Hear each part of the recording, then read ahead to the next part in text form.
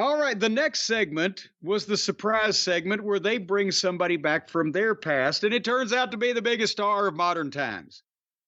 And they had even kayfabed this internally, I guess, because they had, from what they say on the formats that day for the majority of the crew and everybody, a 15-minute interview with Trish Stratus. So people were smelling something was up. Because I don't know if she's ever talked 15 minutes cumulatively, but. And by the way, the picture I had on Peacock, she's standing in the ring, it looked like Nicole Bass. I couldn't fucking see shit. Is this what we're going to have to put up with when Raw goes to Netflix? Until you get better internet, yeah. Well, it's Spectrum. It's their fault. That's a free plug for you, Spectrum. Yes, and that's all you deserve is free plugs. But people, if you have any choice, don't get Spectrum. So anyway, Trish starts out by introducing my special guest. She made an awkward allusion to apparently something that happened when she was Cena's mystery partner or vice versa on TV, I guess, 20 years ago. Did it sound like anybody got it? I didn't get it, so I don't know if anyone else did. Yeah, so she made that awkward allusion. She introduced John Cena. He came to the ring. She handed him the microphone and left. It was perfect. And then, I mean, he gets a big response because he's a big star and because it was a surprise. But then I think he hooked him. He announced his retirement right away. And then he went into more detail. But I think he kind of hooked him there. Oh, shit, this is serious. Instead of beating around the bush about it. And then he went into his promo and he put the Canadian fans over big. And it is true. Even when WWE domestically has been soft, Canada, especially Toronto, has always, before the big turnaround in the 90s, we were still doing Raws in the Sky Dome in Toronto because they couldn't get to people in you know, the smaller building. So he put them over, and he says he's going to be there when Raw goes to Netflix. But the 20, which I bet probably was maybe a deal sweetener. But the 2025 Rumble is going to be his last one. The 2025 Elimination Chamber, which we know sets up WrestleMania, and the 2025 WrestleMania. But I mean, he does a great fucking babyface promo. He thanked the people for their support. They chanted, "Thank you, Cena." He got emotional and thanked them again. And apparently the tagline of his retirement, not even tour, but his final dates is going to be "The last time is now." Yeah, the tagline is, "This Hollywood thing's really working out." Well, that too also. A P.S. Hollywood is beckoning. But I think they kind of, he may have had to jump in and hook them at the start, because then I heard afterwards they had the "last time is now" t-shirts on sale in Toronto at the building before his promo. So No they may shit. have had a slight clue. But you know, at least he's not gonna stick around till he's fucking ancient.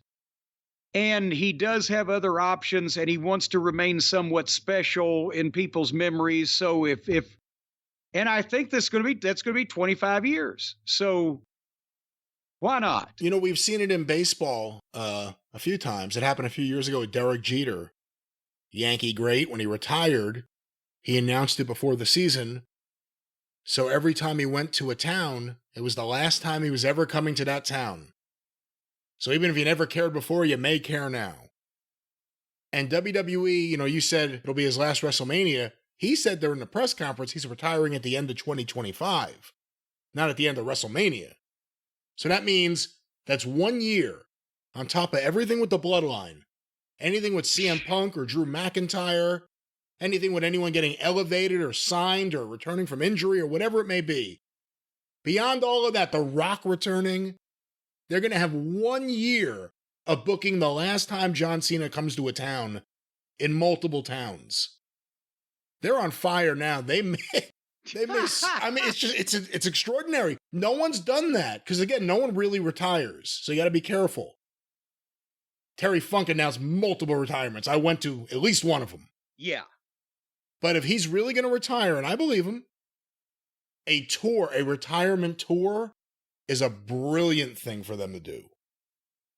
And even if it's only, 6 or 8 of the pay-per-views at this level of the game, that's tens of millions of dollars potentially on the table. And the TV ratings through the fucking roof. See, with AEW, everything with Sting was about the pay-per-view, even though they would kind of say it on the way there. This is his last time he'll be here in Greenville, or whatever it may be. In advance, it really wasn't a big deal. It was all about the pay-per-view. Here you have 1 year. Every pay-per-view he appears at, whatever TVs he appears at, anything untelevised he may appear at, who knows? Maybe he has that on his bucket list, one more surprise house show appearance. That's a lot of tickets. That's a lot of tickets to sell. And where are they going internationally next year? Because then they could say, well, I'm just saying it. The last time ever in Germany. The last time ever in wherever. Goddamn Saudi Arabia. What do you think they're going to call up Prince Muhammad Ali Hassan or whatever his fucking name is and go, hey, for an extra $25 million, we could get you Cena the month before he has his last match. Whatever. It's amazing. Brilliant move. Now, I will say this, and everyone knows he's a genuinely nice guy. The Make-A-Wish stuff he has done that's not really publicized, even though a lot of it is. People know he does it. You don't know about specific examples. Extraordinarily nice guy. But he speaks like a pandering motivational poster.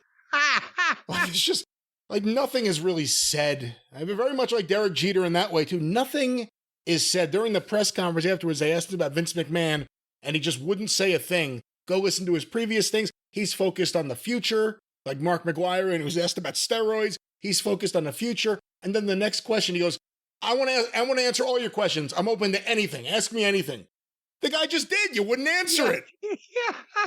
But this is going to be big. They got him now. Like you said, the Rumble, Money in the Bank, and WrestleMania. That's just the lead up to the biggest. No, Elimination Chamber. Elimination Chamber and WrestleMania. That's the biggest build-up of the year. The run from the Rumble to Mania. You can have Cena in the mix there. Well, but now SummerSlam is a stadium and 2 nights. So next year, I'm sure it will be too. So that's bigger now than WrestleMania used to be. And there's matches to be had, Think about specific matches. They asked Punk about it during the press conference. There's a match. Punk versus Cena. A big history. One more match would be a big deal. Punk versus Randy Orton. Maybe the same thing. I mean, there's lots of different things. By the way, I said all those things they're doing right now to heat things up. Lesnar still, Roman Reigns. I mean, there's still guys just not in the mix. And things are exploding, and now they're going to have a retirement tour with Cena. And every show they do, they announce it's the biggest gate of all time in any way. Any building with concrete is the biggest gate. Every single show. The most people that have ever breathed air in a specific location, ladies and gentlemen. We've just done that.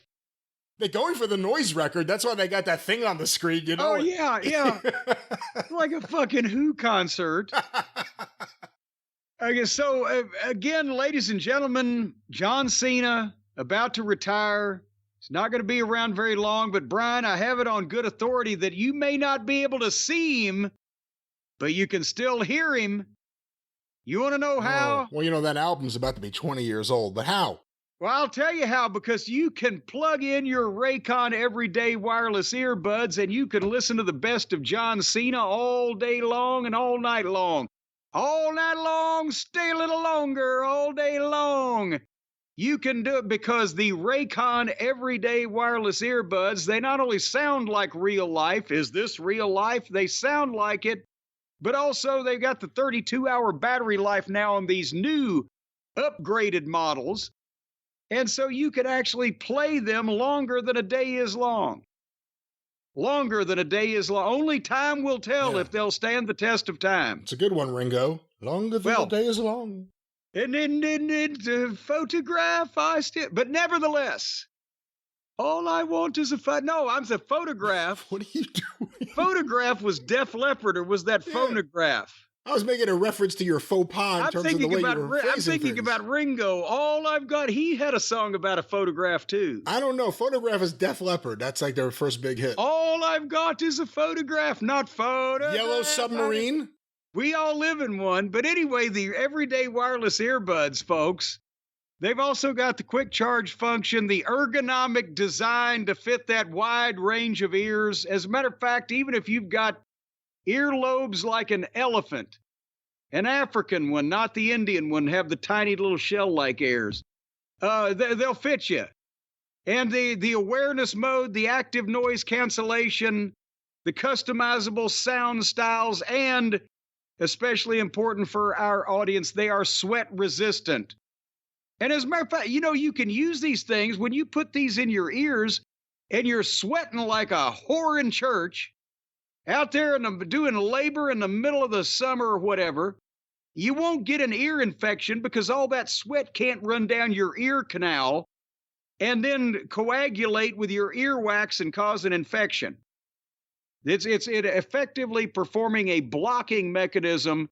So I guess if somebody was to come up beside you and spit the side of your head, it would keep the spit from going down your ear canal also. So these things are a good way to avoid the spread of communicable diseases. As a matter of fact, put them in some of your other orifices, and it provides a blocking. See, I think you go too far. I pause for a second, and then you go further. No, do not put it anywhere other than your ears, where they will work better than anything else will work in your ear to play you oral delight. Whether it's podcast or music, whatever it may be, enjoy your life, enjoy your ears with Raycon. Enjoy your ears. That is their new slogan. Enjoy your ears with Raycon. Oral delight. I knew her. She used to work down in New Orleans. A-U-R-A-L. Oral delight. Yes, and Oral Roberts. Wasn't it ironic that a guy that was against all the fun was named Oral? But anyway, folks, right now, the Raycon folks, they're fine people over there. Without the judgmental nature of an Oral Roberts, they don't care what your personal proclivities are. They just want you to listen to fine audio in your head, and they want to get in your head and stay in your head like little earworms. That's why they offer a 30-day happiness guarantee.